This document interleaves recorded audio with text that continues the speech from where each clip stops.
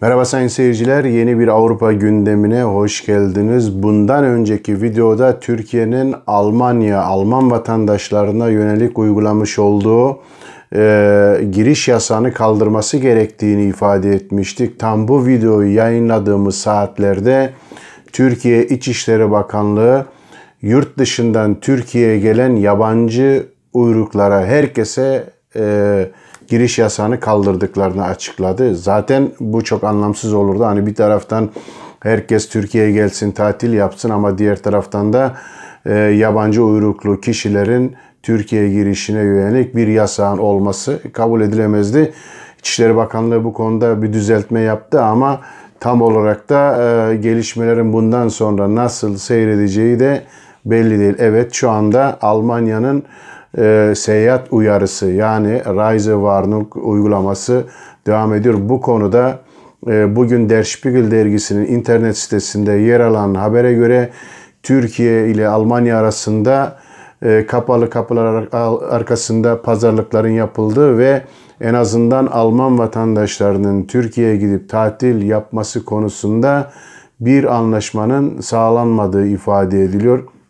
Öncelikle Türkiye Dışişleri Bakanı Mevlüt Çavuşoğlu'nun verdiği bir beyanat var. Bu beyanatta şaşkınlığını ifade ediyor Çavuşoğlu ve en kısa zamanda bu seyahat uyarısının kaldırılmasını talep ediyor. Bu konuda bütün hazırlıkların yapıldığını dile getiriyor. Alman turistlerin Türkiye'ye kolay bir şekilde gelmesi için. Ancak Almanya'nın en önemli itirazlarından birisi, bunu Heiko Maas söyledi, Dışişleri Bakanı. Türkiye'nin koronavirüsle ilgili açıklamış olduğu rakamların güvenilirliğinden şüphe duyduklarını söyledi. Bunların doğru olup olmadığını bilmiyoruz dedi. Bu nedenle Türkiye'de virüsün yayılma hızının çok fazla olabileceğini, dolayısıyla Almanya'dan Türkiye'ye gidecek olan Alman vatandaşlarının testi konusunda, onların sağlık imkanlarının, sağlık durumlarının korunması konusunda mutlaka garanti verilmesini istedi. Bunun için de özellikle İstanbul'daki büyük havaalanında herkesin termal kamerayla çekildikten sonra vücut ısıları ya da ateşleri 38 derecenin üstünde olanların hemen oldukları yerde test edilmesi Almanya tarafından istenmiş ve Türkiye'de bunu kabul edilmiş. Test edilenler için hemen orada yapılacak olan bir testle pozitif mi negatif mi, eğer pozitif çıkarsa yani koronavirüs tespit edilirse o zaman da bu kişilerin hemen Almanya'ya geri göndermesini Almanya istemiş. Bunun için de Türk Hava Yolu'na ait uçaklarda arka sıraların boş bırakılması, dolayısıyla Almanya'dan gidenlerin hemen geri gelmesi için bir talepte bulunmuş Almanya ama bu konuda Türkiye tam net bir yanıt vermemiş. Özellikle bu konuda Cumhurbaşkanı Recep Tayyip Erdoğan'la Almanya Başbakanı Angela Merkel arasında da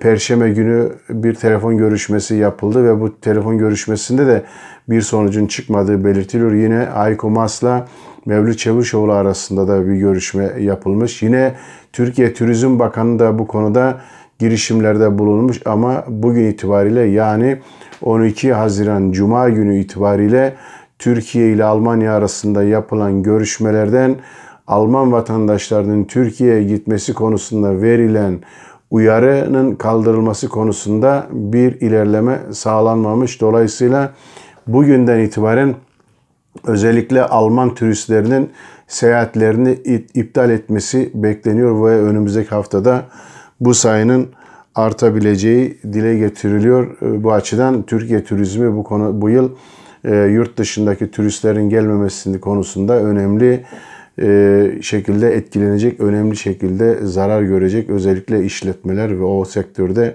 çalışanlar açısından. Bugün sizlere vereceğim ikinci önemli haberde özellikle çocuk parası konusu. Biliyorsunuz bundan önceki yayınlarımızda federal hükümetin ailelere 300 euroya kadar çocuk parası vermesi konusunda en azından hükümet partileri arasında bir anlaşma sağlandığını duyurmuştuk.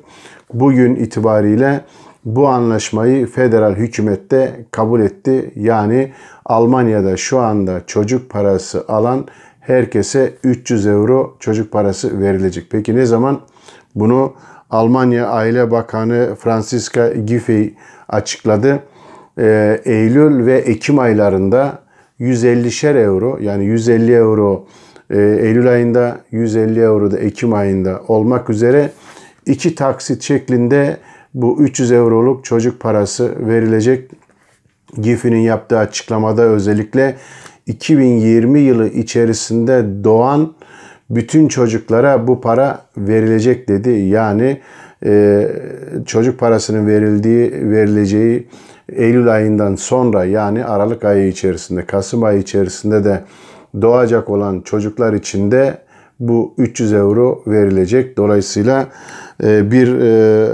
bütün yıl içerisindeki bütün herkese verileceği ifade edildi. Ama tabii ki burada garip olan, en azından benim açımdan garip olan nokta, 300 euro veriliyor bütün ailelere, en azından çocuklu olan bütün ailelere veriliyor ve bu 300 euro da taksitle veriliyor. Yani 2 taksitle bölünüyor 150-150 şeklinde.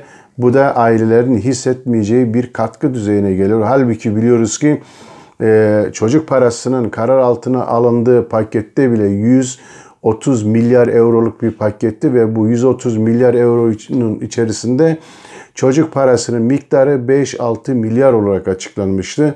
Büyük kısmı ise biliyorsunuz Lufthansa başta olmak üzere büyük tekellere milyarlarca euro para verildi. Bunun içerisinde elektrikli araba alanlara desteklenmesi gibi pek çok düzenleme yapıldı ve aslan payı aslında büyük şirketlere, büyük tekellere gitti ve ailelere verilen çok küçük miktar destek de şimdi 2'ye bölündü. Gerçekten de kabul edilebilecek bir durum değil ama bu aslında Almanya'nın koronavirüsü nedeniyle ortaya çıkan sorunlar, özellikle işsizlik, giderek artan ekonomik sorunlar, kısa süreli işler konusunda en azından ayırmış olduğu devasa bütçelerde büyük çoğunluğun şirketlerin yararlandığını, ailelere ise tabiri caizse kıdım kıdım verildiğini ve bunun da sürekli ertelendiğini gösteriyor. Bu bakımdan önümüzdeki dönemde daha fazla